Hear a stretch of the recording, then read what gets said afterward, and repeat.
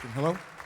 All right, guys. I never thought that I'd actually introduce Wylie to anything, so it's a great pleasure. It's an honor. I've gotten to know him since I ate at his restaurant in 1999 called 71 Clinton Fresh Food. It's when Wylie first came onto the scene in a major way in New York City. It's before the blogs, really, before the internet, really. And it sort of captivated New York. No one had seen anything like it. It was a restaurant in the Lower East Side, and at the time, nobody even knew where Clinton Street was. Seriously. I remember going there the first time and stepping on a crack vial and taking it out of my shoe. There was literally nothing on that street except for this corner restaurant. I think it was the first restaurant in New York to start naming it after the address. So it was a pioneer in that regard, but it was a pioneer in many other ways where I know that my restaurant and many other restaurants since wouldn't exist if Wylie wasn't doing that cooking, basically bringing the best techniques he learned from around the world, from the best chefs, from the best restaurants, and bringing it to this place on the Lower East Side that nobody really went to. Obviously now the Lower East Side is totally commercialized, and I joke, but Wylie should get royalties for every building that's gone up since. But he's gone on to be a pioneer in the restaurant world, in the culinary world, and I think of him as a chef, and I learn from him constantly. He's constantly pushing me to learn more, and that's something that I impress upon my own cooks. And he continues to do that at WD50, where he completely changed the menu. Everyone wanted 71 Clinton.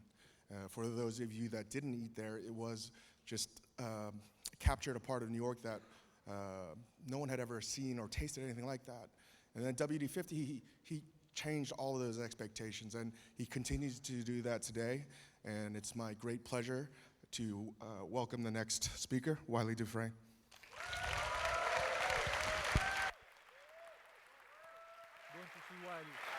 I'm going to see Wylie the next. Thank you very much. Good afternoon, guys. We actually still have that crack vial that Dave Chang stepped on in the restaurant as a souvenir.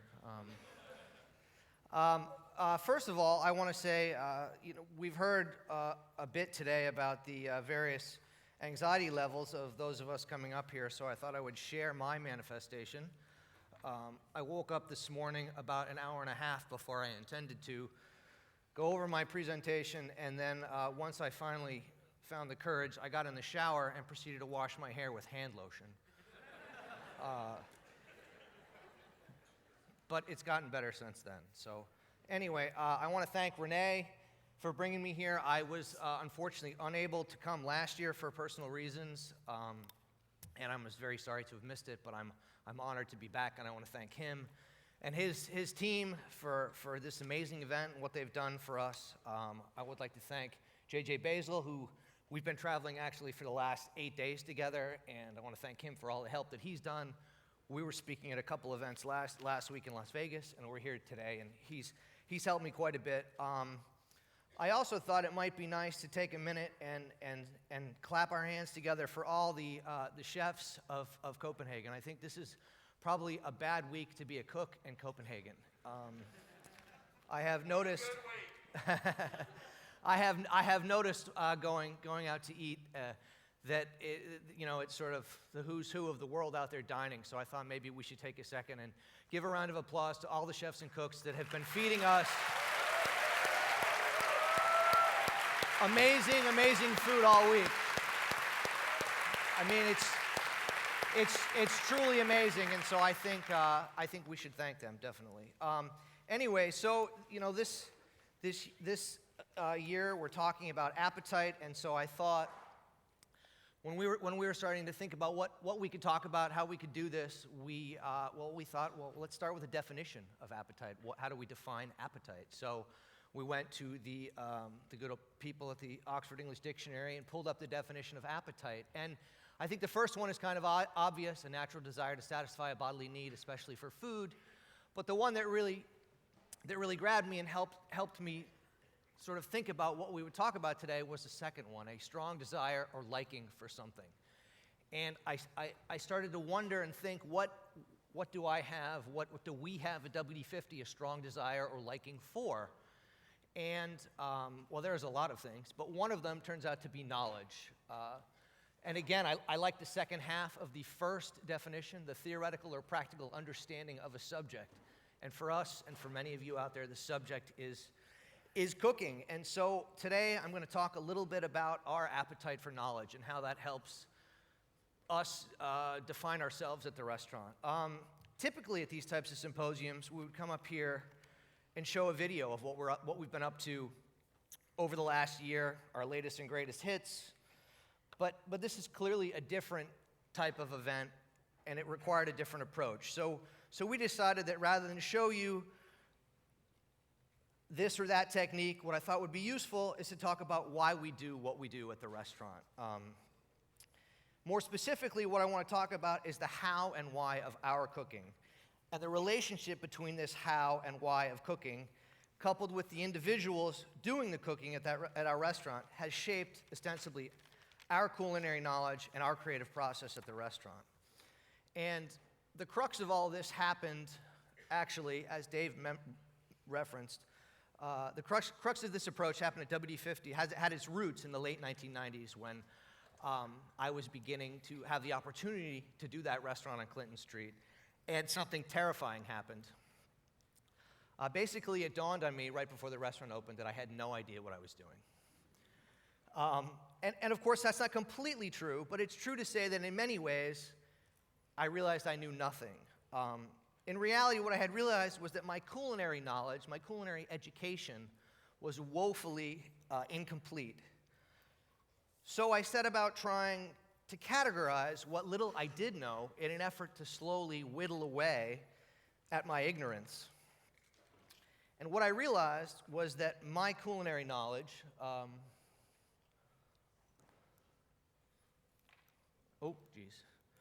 my culinary knowledge, our culinary knowledge, thus far could be broken down in more or less two main periods. And the first phase of my career, like many of us in this room, was spent learning how to cook. While the second phase of my career, the last 8 or 9 years, have been spent more understanding or trying to understand, focusing on why I cook the way I cook. And so when I talk about the how, I'm talking about maybe something that may seem a little obvious to a lot of us. How do we cook? Well, let's talk about what's involved in cooking. Well, these are some of the things that sort of exemplify how we cook. We have ingredients, and where are the ingredients from? How are they grown? How are they raised? What's the provenance? What's the story behind the ingredient? Just learning. It's a cook's job when he or she is young is to the main part of our job involves ingredients. So we have to understand these ingredients, familiarize ourselves with these ingredients, learn about them, how to handle them, how to care for them, just really become more aware of them. There are so many ingredients I didn't know when I first started cooking versus how many I know now. The equipment of a kitchen, the knives, the mixers, the whisks, the spatulas, they make up the vernacular of the kitchen. The equipment is what we do. And nowadays we have some more modern equipment, but we can also talk about the more traditional or classic pieces of equipment, the stove. Learning how to use these things is a vital part of a young cook's career. The history of our industry is also very important and I think very relevant. You know, the stories of behind the dishes. Peach Melba. Who was Melba? Hollandaise. How do you make a Hollandaise? Stocks, this and that. The people that are doing these things, understanding the chefs that have come before me, and their stories and their histories. All of that, I think, is also part of the early education of a cook, of existing work, so that what else has happened? What other things have people done? Who's done what? In an effort to make sure that you don't necessarily ultimately repeat something that someone else has done. I take copious notes all the time about lots of different things, and I have a lot of notebooks from my past, like many of you out there. Nothing new, but I often go back to look at them to see, what was an idea I had yesterday, or what was an idea I had 10 years ago? And again, a good example of why knowing your history is valid was recently looking at an old book of mine from, I think, 1990. when I was working as a summer extern at a restaurant, a small restaurant in Rhode Island. I had this great idea. So I'm going to make a chocolate cake with a liquid center. No one's going to know. It's going to be my secret. I thought I was a genius. I thought I was brilliant. You know, chocolate cake, you break it open, it oozes out. Shh, don't tell anyone. Write it down. Stick it in your pocket. Of course, little did I know, Michel Bras, et cetera, et cetera. So I think these are things that are also part of the important steps that a young cook must take to educate him or herself. And then, of course, we have technique. How to cook, learning actually how to cook, how to saute, how to roast, how to chop, how to braise, how to make sauces, how to work in the kitchen, how to physically behave with the people around you, how to do this wonderful ballet that we all do every day, every night. All of those things make up sort of the early part of the education of a cook. And then there's a second phase, and the second phase is the why. Not just how do we do these things, but why do we do these things? And we are interested in learning about the complete lifespan of ingredients. We talked about this earlier, how they are grown, how they are raised, how to prepare them, how to cook them. But we're also interested in why we are making these various choices. Dan Barber asked, why are we growing this type of wheat when possibly we should be growing a different type of wheat that has a better nutritive value? Dave Chang said, why are we afraid of using MSG if maybe MSG isn't so bad for us? These questions are important. The asking why is important. We had questions. We had questions ourselves about why we were cooking a certain way. And might there be a better way? And I believe that the answer is yes. I mean, I know, like a lot of you, I learned how to roast a chicken. You put a chicken, 2.5-pound bird, 15 minutes on one leg, 15 minutes on the other, 15 minutes in the oven, breast side up, and it comes out perfect. 350 degrees, 370 degrees. But why? Why does it come out perfect? And I realized that I had no idea why it came out perfect. I had no idea ultimately what I was doing.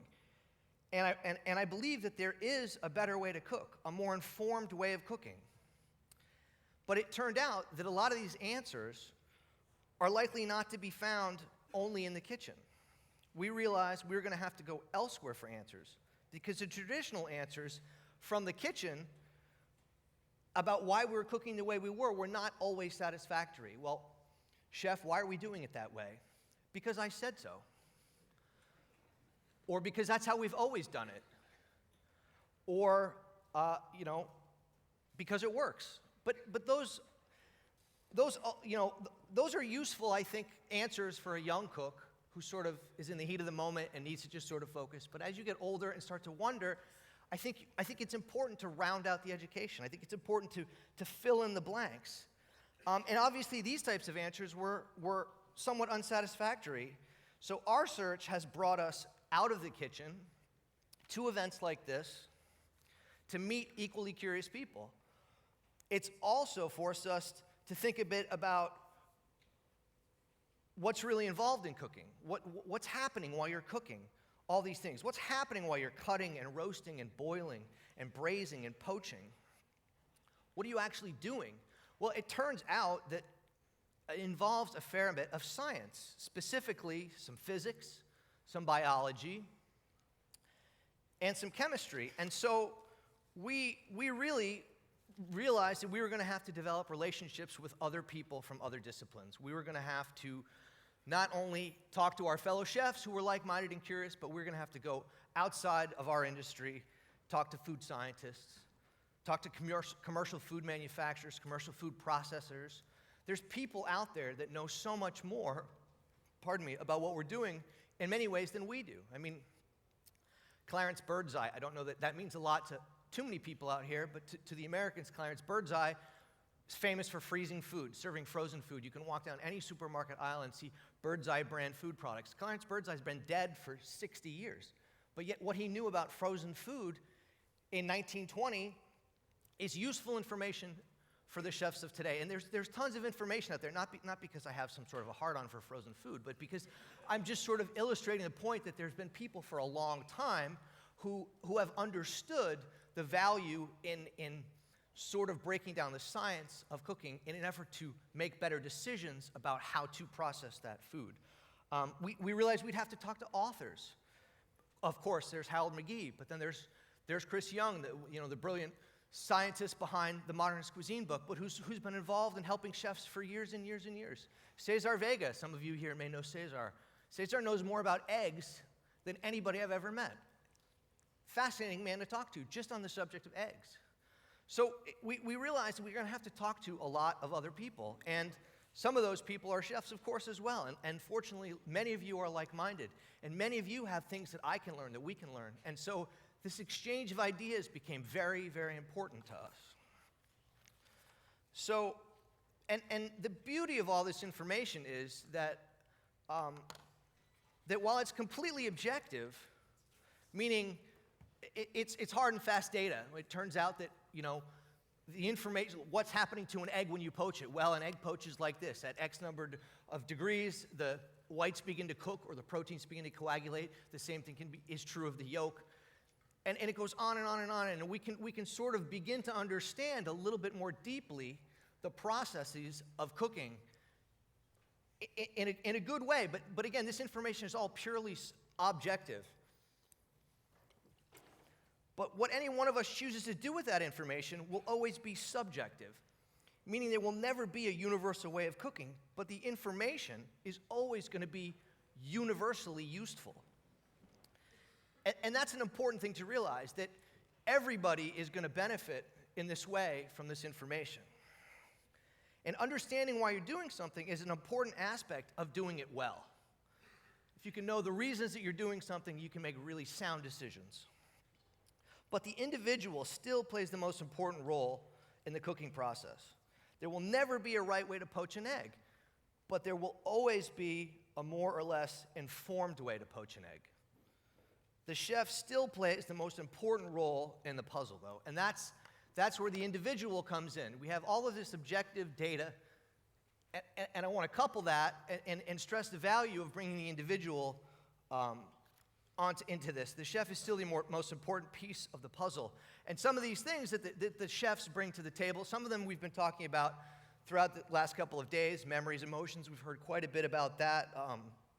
This seems to be, MAD 2 seems to be the symposium of the grandmother. We've heard a lot about grandmothers and the importance that they play in the emotions and the memories of cooks in their minds and what they think is right and the way something should taste or the way something should be done. Humor is very important. We like to laugh. I think it's important to laugh when you work as hard as you do. And I think that when you can bring humor to a dish or to an idea, to the table, to the dining experience, that's always a win. I think it's nice when people can laugh. If you can get people to smile throughout the course of their meal, I think you've gone a long way to them having a good time. Personal experience, the personal experience of the person preparing the food or thinking about the food. Where have you been? Who have you worked for? What are you reading? What's stimulating you? What are your personal preferences? What do you like? What don't you like? I'm going to tell you, I don't like oysters. I'm sorry. I'm really sorry. I hate oysters. I hate oysters. I think they're gross. I'm sure they're gross. And I know that everybody out there thinks I'm crazy. But I love the taste of oysters. I don't like the texture. And I can't separate the two unless I change the texture. So we've served oysters over the years, but we've messed with the texture. We've played with the texture. And I think, again, this has to do with personal preference. What do you like and what don't you like? What are the goals of the individual? Or what are the goals of the restaurant? Are you trying to be a little tiny bistro on the corner? Or are you trying to be the next Noma? I mean, and these things are important. What do you want? What are your hopes? What are your hopes for a given dish? What is your hopes for the restaurant? Do you want something simple? Do you want something complex? And how the individual interacts with this information, I think, is very, very important and very interesting, because you have objective data mixed with subjective data. And I think when you do that, once you have an understanding of the how and the why, and you couple that with the individuals or the individual doing the cooking, you really have a tremendous opportunity for creativity. And I think that is relevant. And at WD50, our creativity tends to show up in basically two forms. The first is we take things that are familiar and we present them in an unfamiliar way. This is a dish that some of you might have had. It's sort of the one dish I can't shake. It follows me around. This is an Eggs Benedict. Now, when I say the familiar and an unfamiliar way, I mean Eggs Benedict is a familiar dish. Many of you out there know what Eggs Benedict is, and it means something to you, and you have emotional ties. You have personal experiences, whether it means, Sunday brunch with the family yesterday, or having it in your house that your mom made for you, or whatever it means. You as an individual bring something to the table with Eggs Benedict. But what we want to do is we want to take that familiar and serve it to you in a way that's unfamiliar. We want to take it and upend it, but we don't want to mess with the spirit, with the essential nature of Eggs Benedict. I still want you to mash up all those things on that plate and put it in your mouth and have Eggs Benedict the way you remember it. I don't want to mess with that because I think that can be a mistake. But I do want to have a little bit of fun with the way you interact with it. And so that's where some of this information, some of this science, some of this knowledge comes to bear. And in this case, we've built the dish basically around the notion of deep frying hollandaise, which might seem simple, but it's actually not simple at all because emulsions are very complex and very complicated and fascinating, and it's something I wish I knew a lot more about. But one thing I do know is that you can't take hollandaise and deep fry it on its own. It needs some help.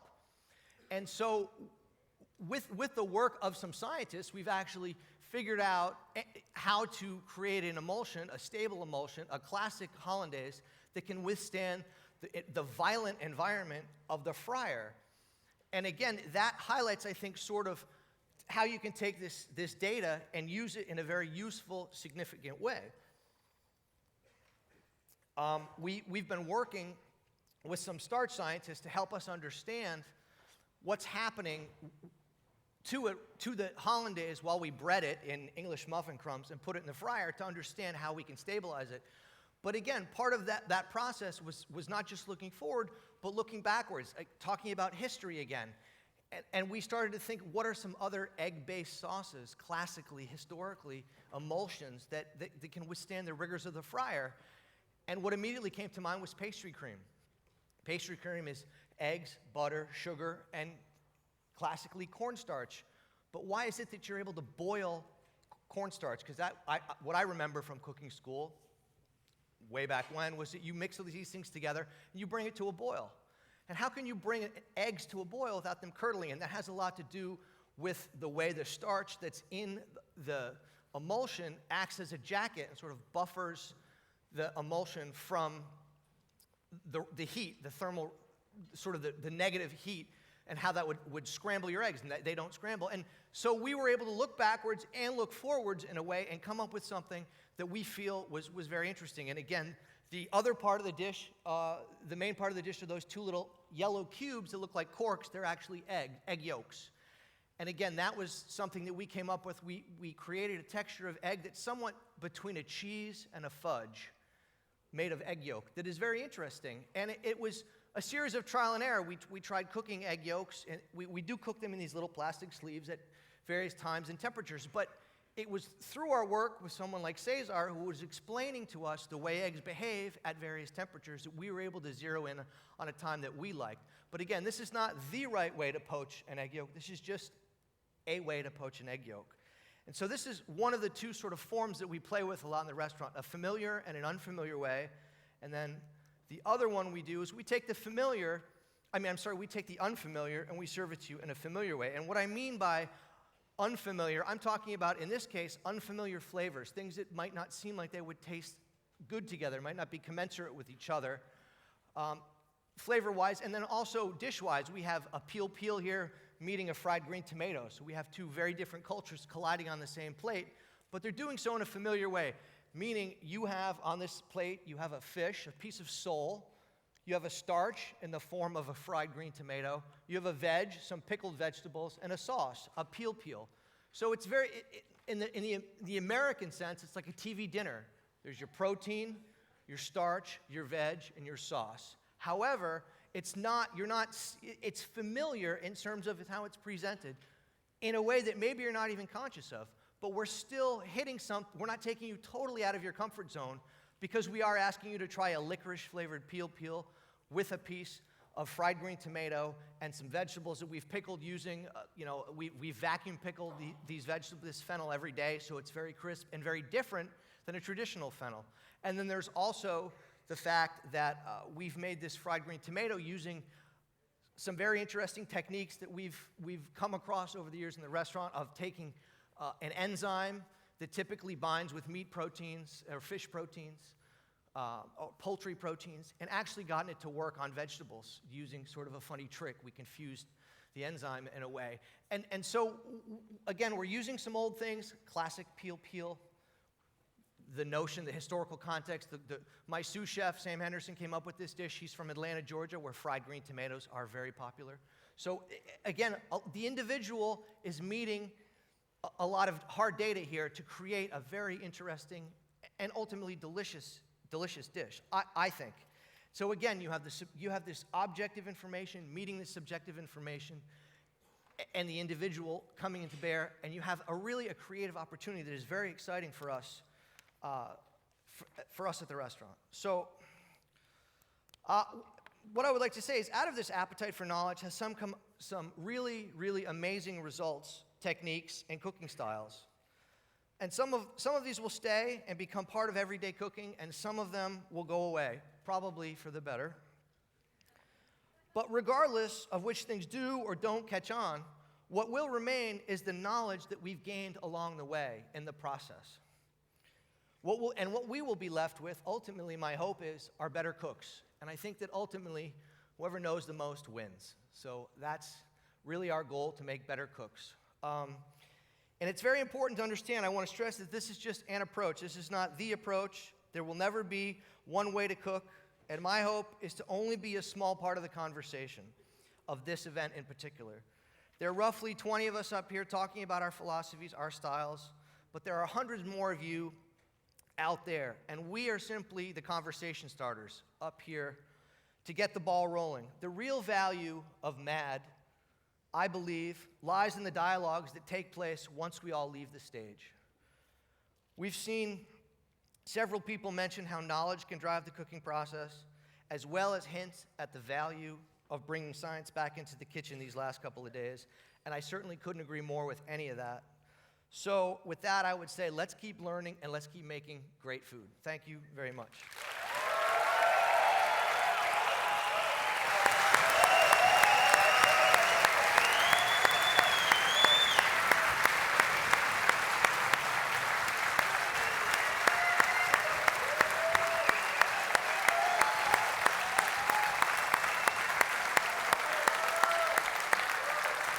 Right.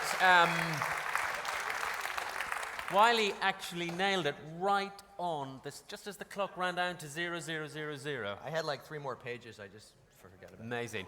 Right, as Wylie said, people up here on the stage are just the conversation starters, so why don't we try and continue it with some people? Can we get the lights on in the audience? Who wants to continue the conversation here? Okay, if we get the microphone, and then who else has got some, if you can put your hands up now. So, okay, so back there for the second one. Quick question. Yes, it's quick. You know, the interesting thing about science that a lot of scientists will tell you is that there's a particular ethos of science. That ethos is, one of them has to do with objectivity, another one that has to do with communalism and in terms of community, another thing has to do with skepticism and the free share of information. In terms of cooking, I mean, there are things you want to keep to yourself because they're your recipes. But how do you feel, what's the tension between that, the kind of ethos of spreading around a communal conversation about what it is to cook, yet at the same time have some degree of personal integrity in terms of what you think is your style?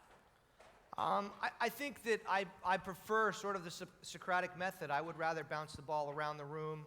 I would rather, 5 doctors read my chart in the hopes that I get better than just one. And I would rather have a conversation, have a dialogue. I think there was a time, certainly, when it was about, check this out, this is pretty cool, but don't ask me how I did it.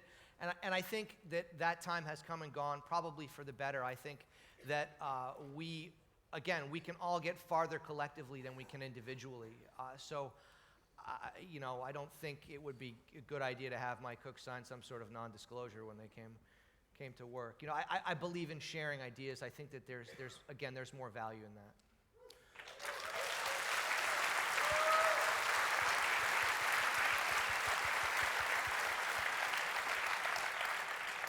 Take a quick question. And cash only, by the way. My question relates to, at the moment we're in a revolution in terms of the way that we think and approach food and the food that we cook. The question is, do you think we need to rethink the way that we educate our young chefs, and in particular, listening to Dan Barber the other day when he was talking about providing a fertile ground, maybe we need to think about education in terms of how we provide a fertile ground to create the knowledge of the how and the why combined with the personal. I would like to see that somehow incorporated into what a young cook does, although I would stress that I think it's important, particularly for young cooks, to learn when it's appropriate to ask a question, when it's appropriate to sort of get out of the shits, you know, and I think that the chefs here can appreciate that. But I mean, we've gone about, I don't want to say we've gone about it the hard way, but we've done a lot of it ourselves by reaching out to you guys and to the people that we felt could help provide us with answers. I think it would be great if that could be part of, say, a curriculum or something like that. And I believe that there are certainly some people that have begun to think that way as well. There are some cooking institutions, at least in America, that are including this sort of stuff in their curriculum. And I think that that's a valuable tool for the cook to have, because again, it is important to know how to do something, but it's much more useful to know why you're doing it, because one without the other is, I think, somewhat empty. We can fit in one really quick one. One really quick one. One more. One up. Is there one more? Sorry? You got one? Okay. Well, good afternoon. Is there anything that you won't cook with, either preferentially or ethically? Is there anything I won't cook with? Anything that you won't work with? Sure. There are ingredients I don't particularly like. It would start with those. There are things I'm not crazy about. I go back and forth on, say, skate because I'm allergic to it, but I like it. But I have a hard time sitting down and like building a dish around it because I can't eat it. But then there are other things, ingredients that, you know, how they're processed, how they're made, that I try to consider. I'm trying to think, you know, I think all of the chefs here would like to think that the ingredients we do choose to work with are responsibly sourced, and that anything we use because we believe in where it comes from. I'm trying to think, like, ethically, if there's something that I won't use. Off the top of my head, I mean, I'm sure there's some things, but again, I think it's about doing your homework, doing your research, understanding the whole thing. Not, you know, cooks want to know how an ingredient, how a vegetable is raised, the soil it's in, what the fish eats, what the fish feeds on. You know, I'm not terribly fond of, you know, farmed fish. I mean, we certainly don't use any factory farmed chicken products, you know, things like that. Again, we try to be responsible, I think, like everybody here, not in any special way. Just try to be responsible.